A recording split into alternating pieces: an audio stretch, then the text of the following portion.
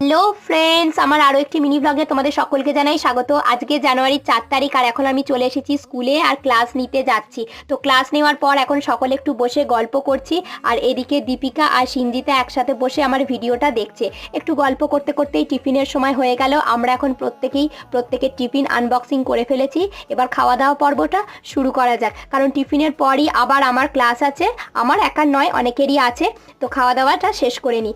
এখন দীপিকা আমাকে তাড়া দিচ্ছে ক্লাস নিতে যাওয়ার জন্য, কারণ ও আমার সাথে যাবে। সিঞ্জিতা তোমাদেরকে হাই বলে দিল আর এদিকে শোভনাদি ক্লাস নেওয়ার জন্য এখন বেরিয়ে যাচ্ছে। তো যাই তাড়াতাড়ি গিয়ে ক্লাসটা নিয়ে আসি।